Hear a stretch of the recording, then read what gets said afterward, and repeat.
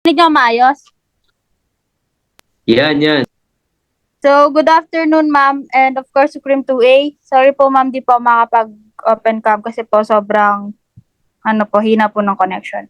So, we're the group 8 and we will be reporting the chapter 16, 17, and 18.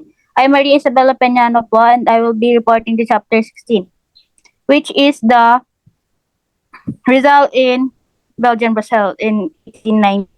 So, January 28, 1890, Rizal left Paris for Brussels. So, Brussels is the capital of Belgium.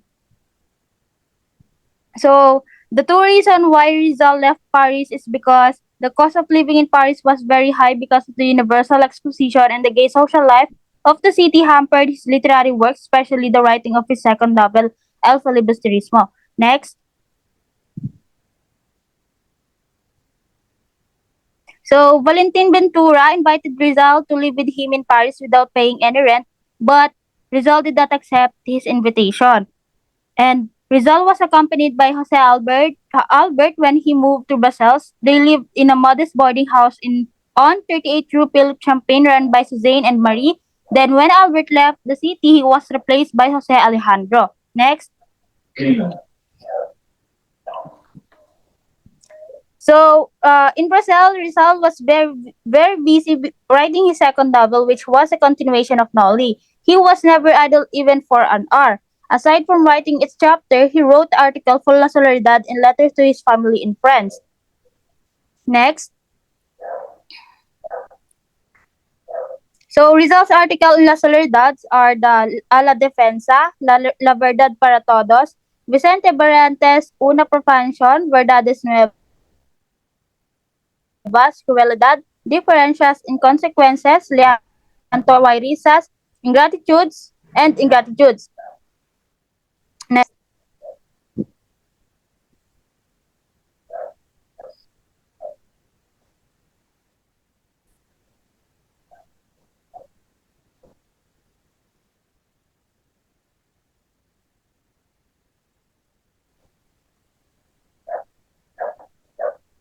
So the new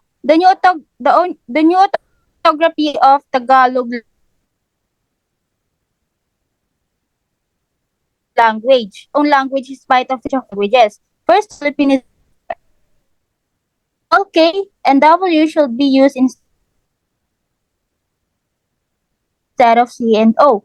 So sa Leipzig, Rizal adopted the Philippinized Tagalog orthography in his Tagalog translation of Schiller's Willem, Tell and Anderson's fairy tales sobre la nueva ortografía de la lengua Tagala, the new orthography of the Tagalog language, was published in La Soledad, in which he laid down the rules of new Tagalog orthography and with modesty of sincerity. He gave the credit of the adoption of his new orthography.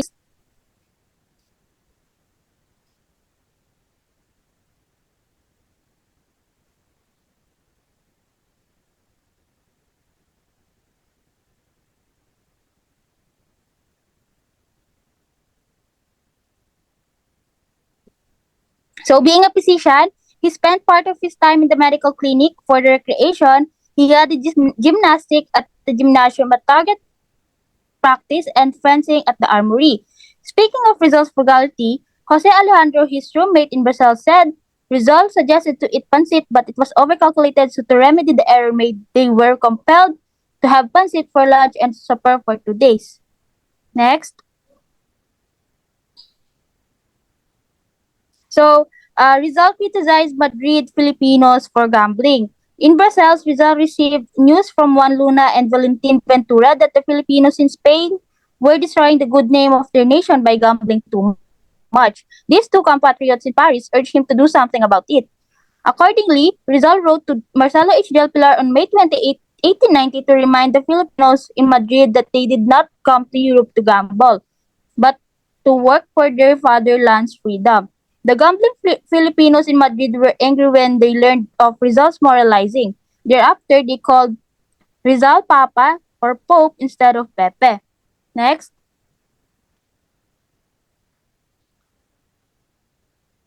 Bad news from home. Letters from home which Rizal received in Brazil worried him. The Calamba agrarian trouble was getting worse. The management of the Dominican hacienda continually raised the land rents until such time that Rizal's father refused to pay his rent. Other tenants, inspired by Don Francisco's courage, also refused to pay their rents. Meanwhile, the tenants, including the Rizal family, were persecuted and ejected from their lands. The sad news from home depressed Rizal. His heart led to know the sorrowful plight of his parents, brother, and brother-in-laws. Presentation of death. In his moment of despair, Rizal had bad dreams during the nights of Basels when he was restless because of his always thinking of unhappy family in Calamba. Although he was not superstitious, he feared that he would not live long. He was not afraid to die, but he wanted to finish the second novel before he went to his grave. The morbid presentiment of early death was divulged by him to Marcelo H. Del Pilar in a letter from Rizal dated June 11, 1890 as follows. Next. Ayun na. Ay, wag mo na palilipat. Wag mo na muna lilipat. Preparation to go home.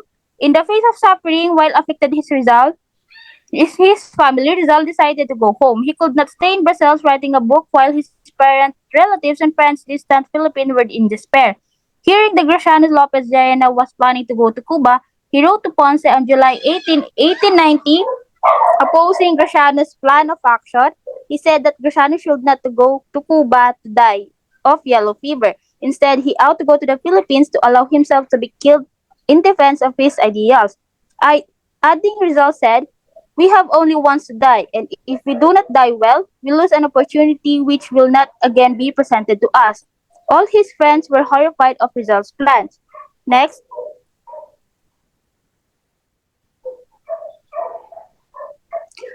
So, on the Madrid instead of home, Rizal did not heed the dire warnings of his friends. No threat of danger could change his plan. Something, however, happened that suddenly made him change his mind. It was a letter from Pasiano which related to the loss of the case against the Dominicians in Manila, but they were appealed into Supreme Court in Spain.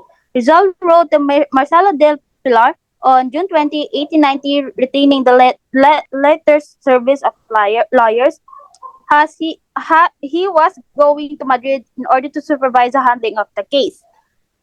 So to my muse, 1890, it was against the background of mental anguish in Brazil. During those sad days when he was worried by family disaster that he wrote this pathetic poem. Me, this poem lacks of exquisiteness of to the flowers of Heidelberg and and is less polished than to the Filipino youth, but it is a passionate in feelings. So the romance with Petit Jacobi. Like other women, Segunda Katikot, Orang Valenzuela, Leonor Rivera, Jose San, Beckett, Consuelo Ortiga Wayray, and the Boston sisters, Suzanne fell in love with Rizal too, and she cried when he left toward end of July 1890 for Madrid, stopping for a few days in Paris. So that's the end of the chapter 16. The next reporter will be Miko.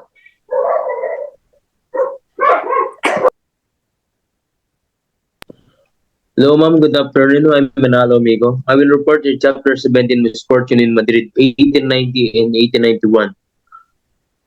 Next.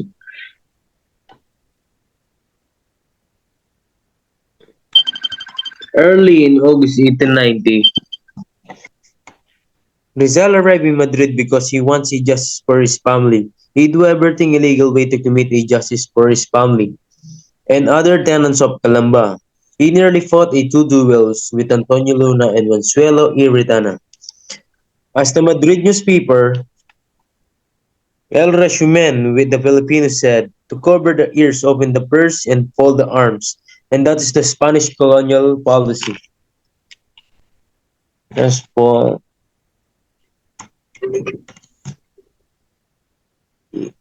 End of August 1890, attended a social reunion of the Filipinos in Madrid. As was customary in these weekly reunions of the Paisanos wine as served. Antonio Luna became drunk that day. Luna was bitter because of his frustrated romance to Nelly, boasted. By the way, who is Nelly boasted? Nelly boasted, also called Nelly, was the younger of the two pretty daughter of the wealthy businessman Eduardo Bausted, son of a rich British trader who when who went the Orient in 1826. Luna blaming for his failure to win Nelly, but Rizal had previously explained to him that he had nothing to do about it. Rizal challenged his friend Luna as a duel. Rizal was better in a pistol. Rizal was better in a pistol shot, while Luna had choice a weapons, but all Filipinos shocked on that incident.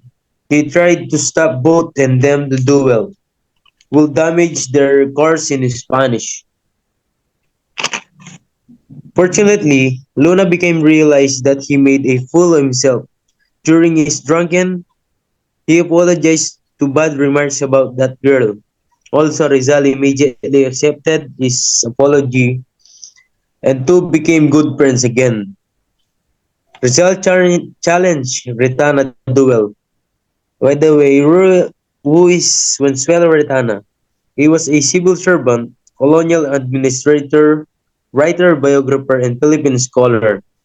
Rizal immediately sent his challenge to duel because Retana was bitter enemy of Rizal in a pen. Retana is silenced in the incident because he developed a great administration for the latter. And years afterward, he wrote a first book, length biography of the greatest Filipino hero whose talent he became a recognized. Whose talent he became to recognize. Next po,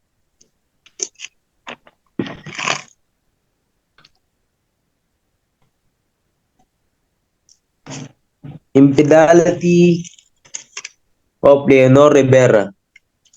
Who is Leonor Rivera? Leonor Rivera is a native of Camiling Tarlac. Was the daughter of Antonio Rivera and Silvestra Bauzon. Rivera was a talented, mature, intelligent lady who played a piano and gifted with a charming singing voice. Rizal was received a letter from his beloved sweetheart Leonor.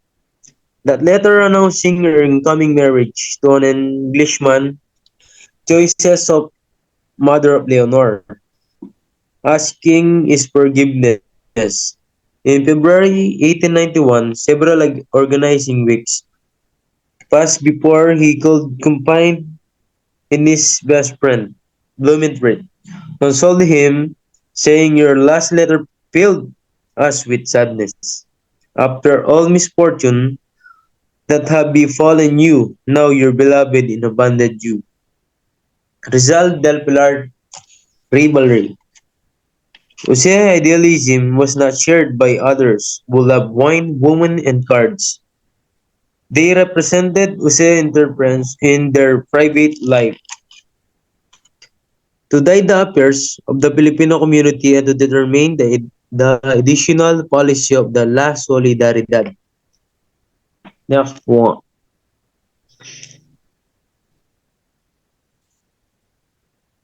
Rizal abdicates leadership. The election took place during the first week of February 1891. The Filipinos were divided into two hostile camps. The Filipinos were divided into two hostile camps, the Rizalitas and the Pilaritas. Jose obtained the necessary 3/2 vote and became the responsible, but Jose generously declined the courted position than be the cause of bitterness. And next po, Madrid is one of the greatest cities of the world, which combines the spirit of Europe and the East, which has adopted the order lines, the convenience, the bon ton of civilized Europe without disdaining, without repelling the brilliant colors of the ardent passion of the primitive customs of the African tribes. That's all po for chapter 17. The next report report is Arnosa Marcgold of chapter 18.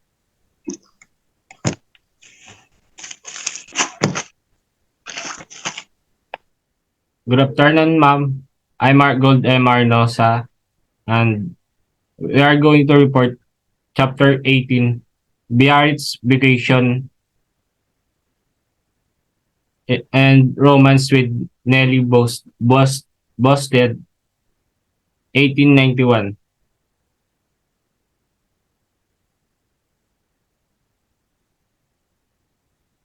Biarritz. It is filled with scenic beaches with tourists from all parts of the world. This place helped Rizal to to forget the bad, better memories of Madrid, and his health improved with remarkable witness in this place. And in February 1891, when Rizal arrived in Biarritz, warm welcome by Wasted, his 1 month vacation in Biarritz made him forget the bitter memories on Madrid. On February 11, 1891, he wrote a letter to Mariano Ponce, Romance with Nelly Boasted. Nelly Boasted is the prettier and younger daughter of Eduardo Boasted, and he found her to be real Filipina, highly intelligent, and vivacious in temperament and morally upright. Um, Next is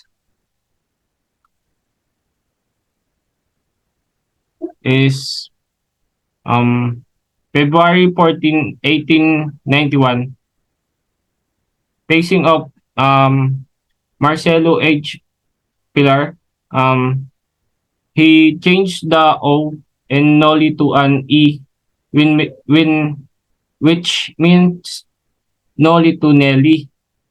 And and Antonio Luna, he previously loved and lost Nelly. In Lo Antonio Luna, he encouraged him to woo and marry Lenny. Thomas Thomas Arizola. He is the friend of Rizal who advised him not to marry Lenny. In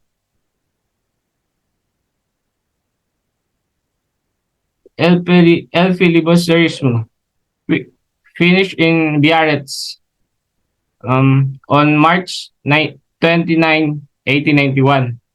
The eve of his departure from Biarritz of Paris, he finished the manuscript on El Filibusterismo.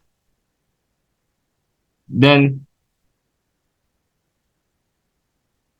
then to Paris and back to Brussels on March 30, 1891. He goodbye to the boss Ted, and he proceed by Paris by train, and he resolved his stay to his friend Valentin Ventura on Rio de Cha- Chapelban, and he write to his friend a letter to his Jose Mabasa in Hong Kong. Next is in on April 4, he desire to go back to British colony to practice ophthalmology to earn and his living. Request to Basa to order him a first class steamer ticket from Europe to Hong Kong. And in the middle of April 1891, he back to Brussels and happily received by Marie and Swanee Jacobi, or he his she's landlady, or P.T. Swanee. Next is retirement to propaganda movement. At abdicating his leadership in Madrid in January 18, 1891. And on May 1, 1891, notifying the propaganda to cancel monthly allowance and devote the money to the educating of young Filipino students in Europe. Then, Rizal stopped writing for La Soledad. Rizal says to write article in La Soledad, but in spite of this matter money of his friends in Spain